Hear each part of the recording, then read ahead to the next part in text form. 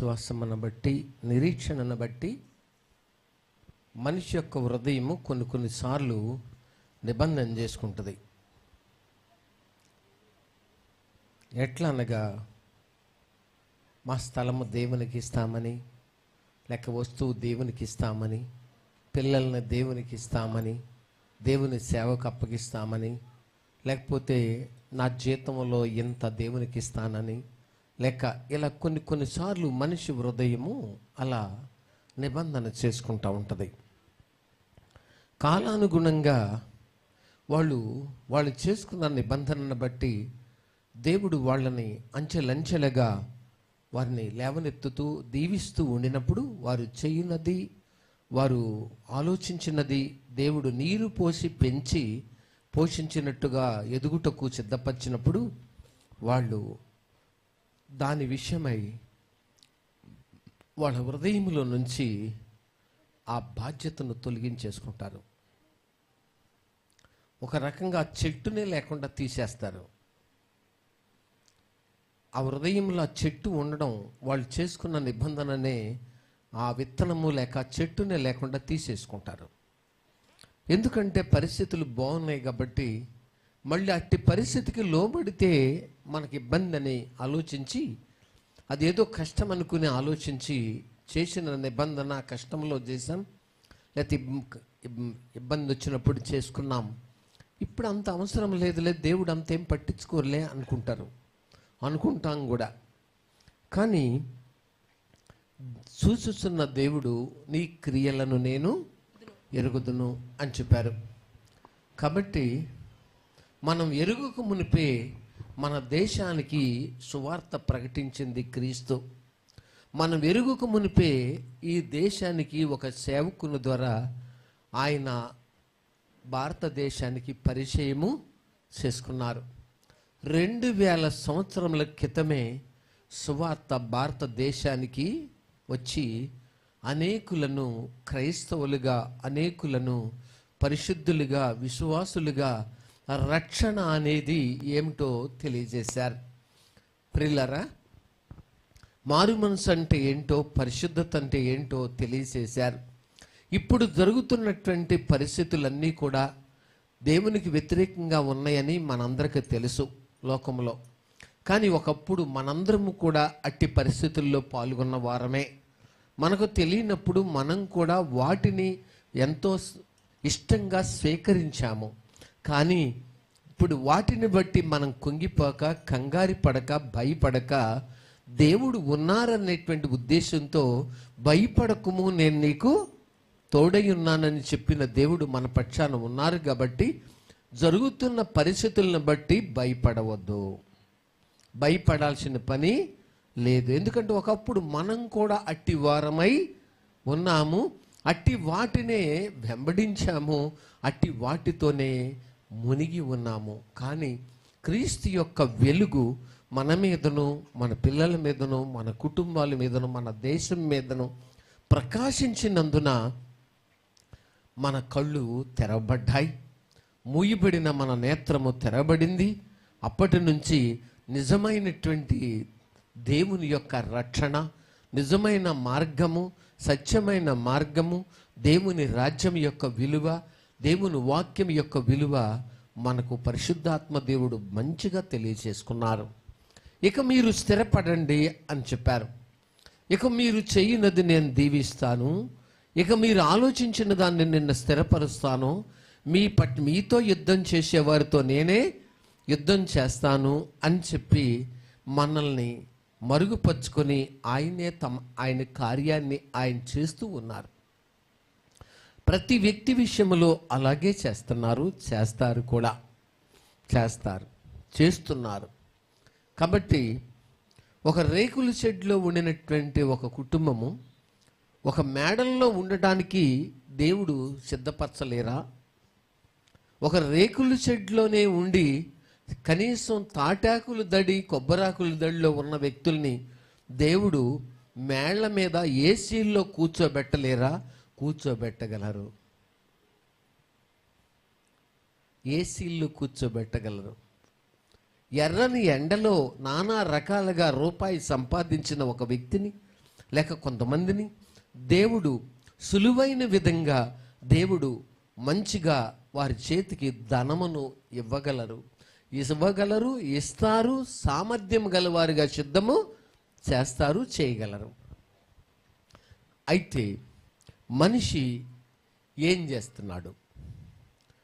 ఒక సాధారణమైన గృహంలో నుంచి సాధారణమైన బండి వాడిన మనిషిని, ఒక సాధారణమైన చెప్పులు, సాధారణమైన బట్ట, సాధారణమైన బండి, ఒకప్పుడు సైకిలు, సాధారణమైన బండి వాడిన వ్యక్తిని ఈరోజు కారులతో నడిపేలాగా, కారులో వెళ్ళేలాగా సిద్ధం చేస్తున్నప్పుడు మనిషి హృదయంలో ఆ మొదటి ప్రేమ, ఆ మొదటి ఆప్యాయత, ఆ మొదటి చేసుకున్న నిబంధన వారి హృదయాల్లో పదిలంగా ఉన్నట్టయితే వారు ఎంతో ధన్యులు.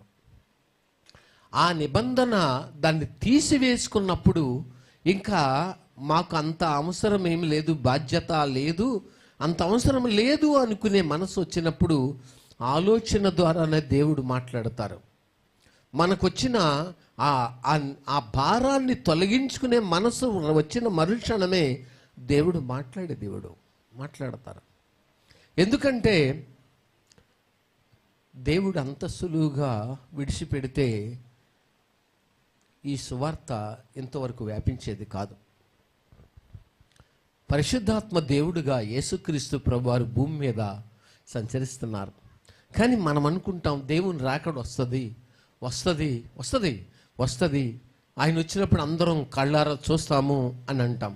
కానీ ఆ వచ్చే రాకడతో వచ్చే రారాజు మన మధ్యలోనే పరిశుద్ధాత్ముడిగా జీవిస్తూ సంచరిస్తూ, ఆయన యావత్ ప్రపంచంలో సంచరిస్తూ, ఆయన సంఘములను కట్టడంలో ప్రతి వ్యక్తి విషయంలో బాధ్యత కలిగి భక్తిలో స్థిరపరచుటకును, పడిపోయిన వారిని లేవనెత్తుటకును, దారి తప్పిన వారితో మాట్లాడుటకును, లేక అనేక దేవుడు ఆయనంటూ తెలియని వారిని ఆకర్షించుకున్నటకును ఆయన ప్రతి క్షణము ఆయన ఎంతో బాధ్యత భారం కలిగి ఉన్నారు.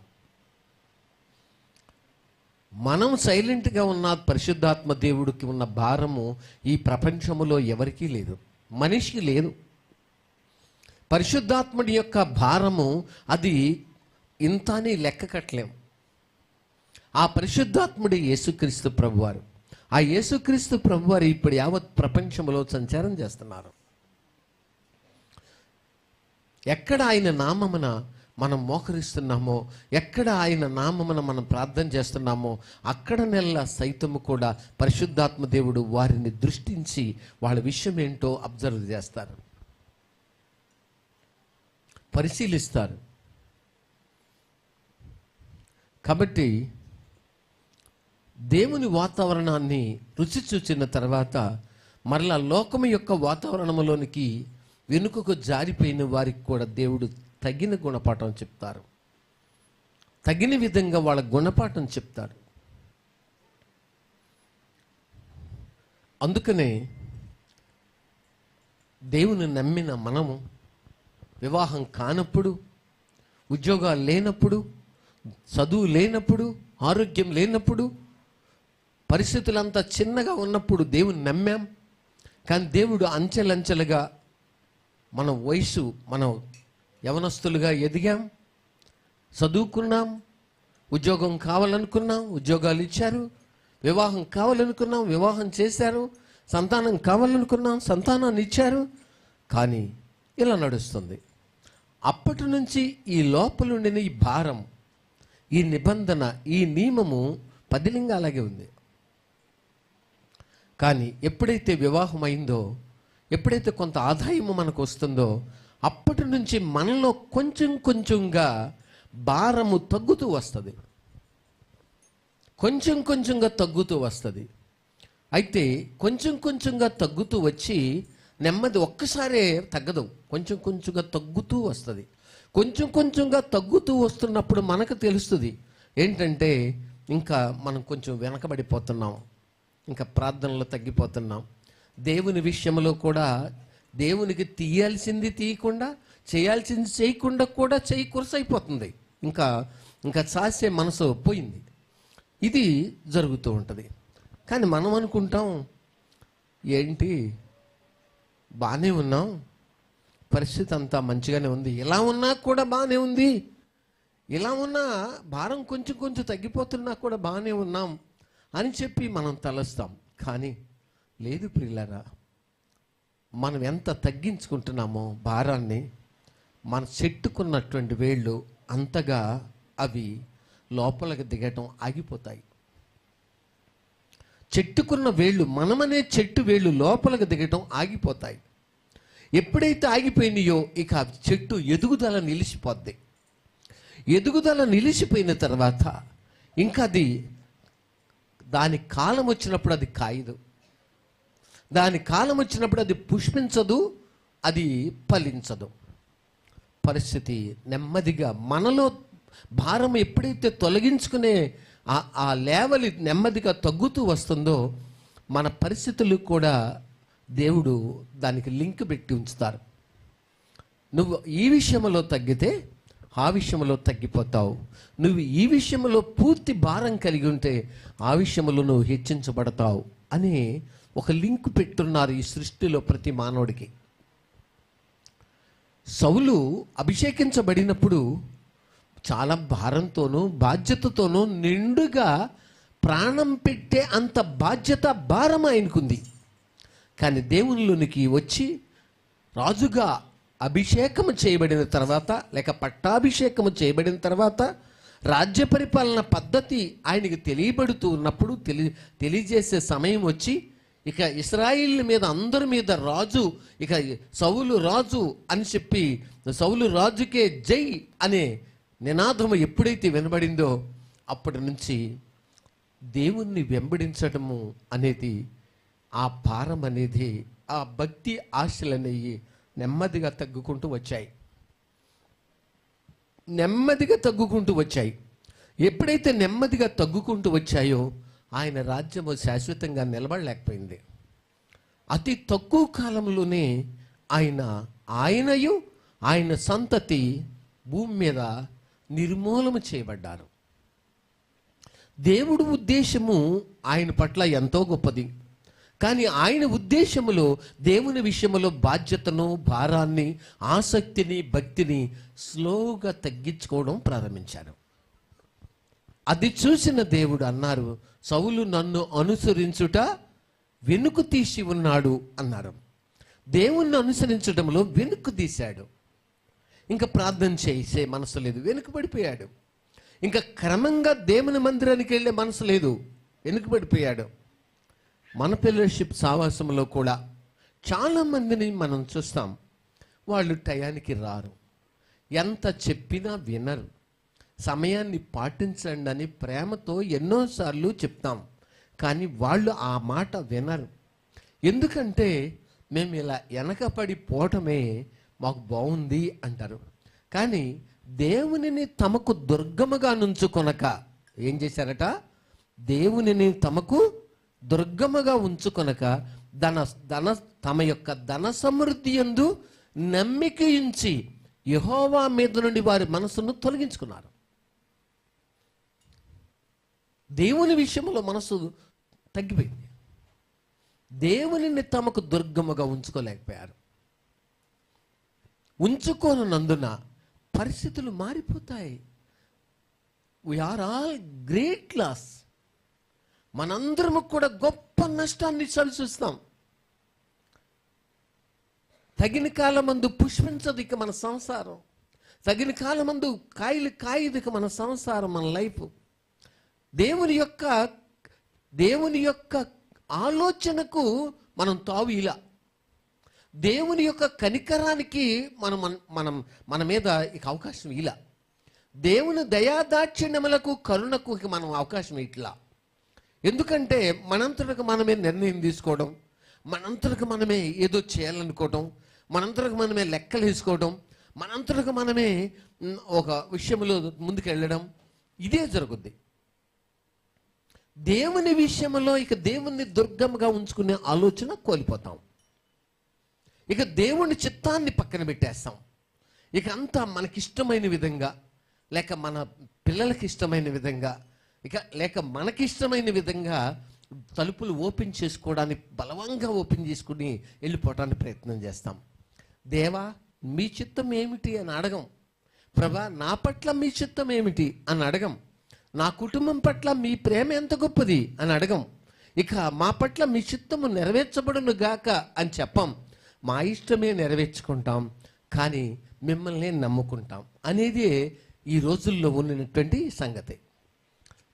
మా ఇష్టమే నెరవేర్చుకుంటాం, కానీ మిమ్మల్ని నమ్ముకుంటాం. అక్కడ మీ చిత్తానికి కానీ మీ ఆలోచనకు కానీ అసలు మీదనే దానికి అవకాశం ఇయ్యము మేము. ఎందుకంటే మీదనే ఆలోచనకి మేము అవకాశం ఇస్తే ఏదో మా మనసుకి ఏదో ఇబ్బంది కలుగుద్దేమో అని భయం వేస్తుంది. ఇది జరుగుతున్నది. అందుకనే చాలామంది పరిస్థితి చూడండి, డబ్బు దేవుడు ఇచ్చారు, దేవుడు లేనప్పుడు, డబ్బు లేనప్పుడు వడ్డీ వ్యాపారం చేయలా. డబ్బు చేతికి రాగానే మనిషి ఏం చేస్తున్నాడు? వడ్డీ వ్యాపారం చేస్తున్నాడు. కానీ దేవుడు ఏమన్నారు? అది నీకు మంచిది కాదు, నువ్వు అలా చెయ్యొద్దు, నువ్వు అలాంటి పని నీకు అవసరం లేదు అని చెప్పి దేవుడు వాక్యం చెబుతుంది. సంఘములో కూడా చెప్పబడుతుంది. మాట వినాలిగా. పిల్లలు తప్పు చేస్తున్నప్పుడు తల్లిదండ్రులు కూడా సరిచేయాల్సిన బాధ్యత తల్లిదండ్రుల మీద ఉంది. ఇప్పుడు అబ్బాయి తప్పు చేస్తున్నాడు, లేక అమ్మాయి తప్పు చేస్తుంది, తెలుసు నీకు, నువ్వేం చేయాలి? నువ్వు అలా చేయకూడదు, నువ్వు అలా చేస్తే నేను ఒప్పుకోను, నువ్వు చేయకూడదు అంతే, నువ్వు చేయడానికి వీల్లేదు, నువ్వు అలా చేయకూడదు అంతే, వద్దు చేయడానికి వీల్లేదు అని చెప్పి తల్లిదండ్రులమైన మనం వాళ్ళని అడ్డగించాలి. నువ్వు అలా ఎందుకుంటున్నావు? నువ్వు ఆదివారం ప్రేయర్కి రాకుండా ఏంటి డ్యూటీ అంటావేంటి? నువ్వు ఆయన ఒప్పుకోరంటావేంటి? అలా కాదు, నువ్వు ఖచ్చితంగా రావాల్సిందే, దేవుని వెంబడించాల్సిందే అని చెప్పాలి. మా పిల్లలు మాత్రం రారండి, మేము మాత్రమే చర్చికి వెళ్తామండి అంటే ఒక రకంగా మన కుటుంబం అంతటికి రావలసిన, దేవుని నుంచి రావలసిన ఒక గొప్ప బహుమానాన్ని మనమే కాదని త్రోసివేస్తున్నామన్నమాట. అంటే దేవుని దగ్గరకు వచ్చి గొప్ప బహుమానాన్ని పొందేదానికంటే వాళ్ళు సొంతంగా కష్టపడి సంపాదించేదే ఎక్కువ అనుకునే మనస్సు మనల్ని ఏడుబడి చేస్తుంది, మనల్ని చాలా ఇబ్బంది పెడుతుంది. అందుకనే సొంత మార్గమును ఎన్నుకొని పేదవారైపోతారు.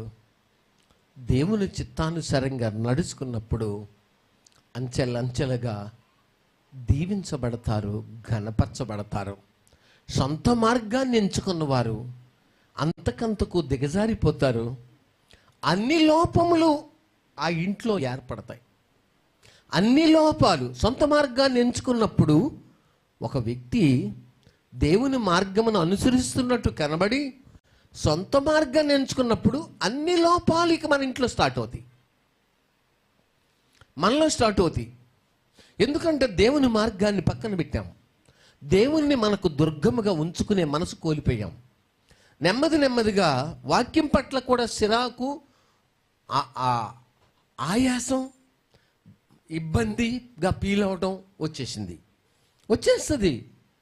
ఇప్పుడు ఇంజిన్ ఆగిపోయిన కారు నెట్టడం అనేది ఎలా జరుగుద్దో అలాగే ఈ ఆసక్తి కోల్పోయిన వారు కూడా దేవుని మందిరానికి రావాలంటే కూడా ఇంజిన్ ఆగిపోయిన కారు నెట్టిన దాంతో అంత కష్టమవుద్దనమాట ఆ వ్యక్తికి. కానీ దేవుని సన్నిధికి నేను ఎప్పుడు పోవుదునా అని నా మనస్సు, నా హృదయం కేకలేస్తుందని భక్తులు చెప్పారు. నేను ఎప్పుడు దేవుని సన్నిధికి వెళుతున్నా, యెహోవా మందిరపు ఆవరణములను చూడవల్లని నేనేం చేస్తున్నాను? ఎదురు చూస్తున్నాను. నా మనస్సు, నా అంతరంగం కేకలేస్తుంది అని చెప్పి భక్తులు రాయించుంచారు. భక్తుల ద్వారా దేవుడు రాయించుంచారు. కానీ దేవుని మందిరావడములు కాదు, అసలు దేవుని సన్నిధికి వెళ్ళడానికే ఆసక్తి తగ్గిపోయింది, భారం అయిపోయింది. ఎందుకంటే శుచిత్వం అనేది ఒక వ్యక్తిలో స్థాపించబడినప్పుడు అది అపవాది శుచిత్వమే చేపిస్తాడు. అపవాది వేరే విధంగా కాదు, అపవాది సొంత చిత్తమే చేపిస్తాడు. దేవుని చిత్తం చేయనివ్వడం. దేవుని చిత్తం చేయడానికి నీకు భయమును, కష్టం అనిపించి ఇబ్బంది పెడతాడు. కానీ శుచిత్వములో విజయము లేదు, దేవుని చిత్తములో ఓటమి లేదు, లేక అపజయం లేదు. అందుకనే ఈ రోజున చాలామంది స్వచ్ఛతమే చేస్తారు. వివాహం జరగాలనుకోండి, స్వచ్ఛతమే చేస్తారు. ఎవరు ఎక్కువ అమౌంట్ ఇస్తారో కట్నం వాళ్ళ వైపే పరిగెత్తుతారు వీళ్ళు. వాళ్ళనే మాటి మాటికి ఫోన్లు చేసి కదుపుతారు. ఎందుకంటే వాళ్ళు ఎక్కువ అమౌంట్ ఇస్తున్నారు కాబట్టి. దేవుణ్ణి తమకు దుర్గముగా ఉంచుకోవాలా, అందుకనే వాళ్ళనే పాలవుతారు. ఈ కొంచెం తక్కువగా ఉన్న ఆ అమ్మాయి కొంచెం లెవెల్ తక్కువగా ఉంటే వాళ్ళ జోలికి పోరు. మాకు నచ్చలేదనే ఏదో ఒకటి అడ్డు పెడతారు. మాకు నచ్చలేదండి, మాకు నచ్చడం అంటే ఇంకా చదువుకోవాలనో లేకపోతే ఉద్యోగం వచ్చాక చేద్దామనో ఏదో ఒకటి అడ్డు పెట్టేసేసి ఆపేసుకుంటారు. సరే, కొంతమంది ఇంకొక విషయం ఏమిటంటే, దేవుని సేవ అనేది ఎంత ఘనమైనదో వారికి తెలియకపోవచ్చు, కానీ దేవుని సేవకులను వివాహం చేసుకునే అవకాశము వచ్చింది అంటే నిజంగా వాళ్ళ జీవితంలో దేవుడు చిత్తమే అని నేను అనుకుంటాను. వాళ్ళ సంగతి నాకు తెలీదు. ఎందుకంటే దేవుని సేవలో ఏమీ ఉండదు అనేది ఒక భయం. దేవుని సేవ చేస్తే ఇబ్బందులు వస్తాయి, సుఖపడటం కష్టం. సాఫ్ట్వేర్ అయితే, లేక కలెక్టర్ అయితే, లేకపోతే గవర్నమెంట్ జాబ్స్ అయితే, లేక ఏవో సమ్ పరిస్థితుల్లో ఉంటే మా అమ్మాయి సుఖపడుతుంది అనేది తల్లిదండ్రుల అభిప్రాయం, బలమైన అభిప్రాయం. అందుకనే సేవకుల అయితే మా అమ్మాయి జాబ్ చేయాలండి, జాబ్ వచ్చేదాకా ఆగుతామంటారు. చూసారా, ఒక అమ్మాయి, అమ్మ మీ అమ్మాయికి వివాహం చేస్తానంటున్నారు కదా, అబ్బాయి ఏం చేయాలి అని అంటే సాఫ్ట్వేర్ అందంట. ఏం చేయాలట? సాఫ్ట్వేర్ అయితేనే చేస్తాను. మరి మీ అమ్మాయికి సాఫ్ట్వేర్ అంటున్నావు, నువ్వేం పని చేస్తావు? నేను పొలం పని చేస్తున్నా. మరి పొలం పని చేయాలి కదా, చేస్తున్నావు, బాగానే ఉంది. సాఫ్ట్వేర్ చేసే వాళ్ళకి, డబ్బు సంపాదించే వాళ్ళకి పొలం పని చేయకుండా మరి మనం పంట పండించకపోతే సాఫ్ట్వేర్ డబ్బులు దీన్ని బతుకుతారా? పంట పండితేనే కదా దీన్ని వాళ్ళు కొని తీసుకునేది. లేదు, మా అమ్మాయికి సాఫ్ట్వేరే అందంట. చూసారా, సాఫ్ట్వేరే కావాలి. నిజమే, సాఫ్ట్వేర్ ఇదివరకు గవర్నమెంట్ ఉద్యోగాలు అనేవాళ్ళు పర్వాలేదు, ఇప్పుడు అంతా వచ్చింది ఏంటి? అంతా సాఫ్టే. ఏం చేస్తాడు? సాఫ్ట్వేర్. మా వైపు తిప్పండి ఆ మ్యాచ్ని, మేము వాళ్ళతో మాట్లాడతాం. ఇదే పరిస్థితి వచ్చింది. ఎందుకంటే మా అమ్మాయి కష్టపడకూడదు, ఇబ్బంది పడకూడదు. మంచి ఆలోచనే, కష్టపడకూడదు అనుకుంటాం, మంచిగా ఉండాలనుకుంటాం. ఏమో మాకు తెలీదు, స్వీటీకి మ్యాచ్ వచ్చింది, మీకు ఎంత వస్తుంది అని మేము అడగల. మీరు ఏం చేస్తారు? చదువుకున్నారు, లేకపోతే ఏదో చిన్న జాబ్ చేస్తున్నారు. మీరు ఇల్లుందా, లేకపోతే ఎంత ఉంది, ఏంటి? మేము ఒకటే చెప్పాం, మీకేమున్నా ఏమి లేదో మాకు అనవసరం.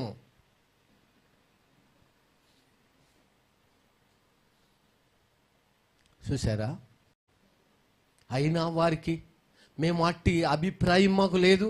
అడిగి ఏదో వాటితో టాలీ చేసుకుని మేము అడుగు వేసింది కాదు. కానీ అయినా వాళ్ళకి 2 ఎకరాల రొయ్యల చెరువు ఉంది, మరి విజయవాడలో ఇల్లు ఉంది, ఇంకా కొన్ని పరిస్థితులు వాళ్ళకున్న పరిస్థితులు వాళ్ళకుంది. నెమ్మదిగా తెలిసింది. అదేదో చూపించండి, లేకపోతే ఇదేదో చూపించండి అనే ప్రయత్నాలు కూడా మేము చేయాల. కాబట్టి ఏది ఏమైనా మనిషి జీవితంలో దేవా మీ చిత్తము నెరవేర్చుము నా పట్ల అని మోకరించి ప్రార్థన చేయని ప్రతి వ్యక్తి జీవితము కాలయాపనే అవుతుంది. సంవత్సరాలు ఇలా జరిగిపోతూనే ఉంటాయి. దీవెన అనేది కోల్పోతారు. మనిషి ఆలోచన నెరిగి దేవుడు ఇంకా మనల్ని వదిలేస్తారు. మన ఆలోచనకు ఆయన చిత్తానికి కోయిన్సైడ్ అవట్లా. అందుకని దేవుడు వదిలేస్తారు. సర్లే, నీ సంవత్సరాలు ఇలాగా కాలయాపన అవ్వాలని నువ్వు కోరుకుంటున్నావా బిడ్డ, కానీ అంటారు.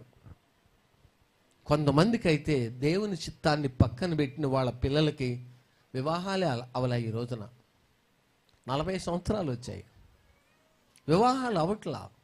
కారణం ఏమిటి? దేవుని చిత్తాన్ని పక్కన పెట్టేశారు వాళ్ళు.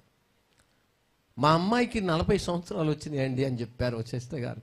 వివాహం అయిందా? అవులా. ఎవరు చేసుకుంటారు? ఎవరు వివాహం చేసుకోవాలంటే ఏంటి అసలు పరిస్థితి? దీనులై ఉండాలా, విధేయులై ఉండాలా, దేవునికి దగ్గర విరిగి నలిగిన మనసు గలవారై ఉండాలా, దేవుని కనికరము, దేవుని దయ వాళ్ళ మీదకు దిగేదై ఉండాలా, వాళ్ళ మీదకు వచ్చేదై ఉండాలా. పరలోకమందున్న మా తండ్రి నీ చిత్తము పరలోకమందు నెరవేరినట్లు భూమి మీద నెరవేరును గాక అనే ఆ ప్రార్థనకు మనం దేవుని చిత్తానికి అప్పగించుకునే మనసు గలవారమై ఉండాలా. ఈరోజున బోధకులు కూడా వాళ్ళ అబ్బాయికి వివాహం చేయాలనుకుంటే, బోధ చేస్తున్న లేక బోధకులు వాక్యోపదేశము చేస్తున్న బోధకులు, మా అబ్బాయికి 40 లక్షలు అయితే ముందుకు వద్దామనుకుంటున్నామండి అంటున్నారు. బోధకులు 40 లక్షలు అయితే తప్ప, లేకపోతే మేము అవకాశం ఇవ్వండి. వీళ్ళు చూడండి, బోధకులేనా? అవును, బోధకులే. మరి ఏం కోరారు? వాళ్ళ అబ్బాయికి 40 లక్షలు కావాలట, ఇన్ని కాసులు బంగారం కావాలట. మేము స్వీటీ విషయంలో మీరు ఎన్ని కాసులు పెడతారు? మా నోట్లో రాలా. మీరు ఎంత ఏం చేస్తారు? మాకు వద్దు, మాకు అవసరంలా. ఎందుకంటే మాకు దేవుణ్ణి దుర్గముగా ఉంచుకున్నప్పుడు ఇంక ఇవన్నీ వేస్ట్. దేవుణ్ణి మాకు దుర్గముగా ఉంచుకున్నాం, దేవుణ్ణే మాకు దుర్గముగా మా మనసుల్లో స్థిరపరచబడ్డారు. ఇంకేంటి కావాల్సింది? అంత సుచిత్తం చేస్తారు మనుషులు. దేవుడు గొప్ప కార్యం చేశారని చెప్పి సాక్ష్యం చెప్తారు. అంత సుచిత్తమే చేస్తారు, కానీ దేవుడు గొప్ప కార్యం చేశారని చెప్పి సాక్ష్యం చెప్తారు. లంచం ఇచ్చి ఉద్యోగం వేయించుకుంటారు, దేవుడు నాకు ఉద్యోగం ఇచ్చారని చెప్పి సాక్ష్యం చెప్తారు.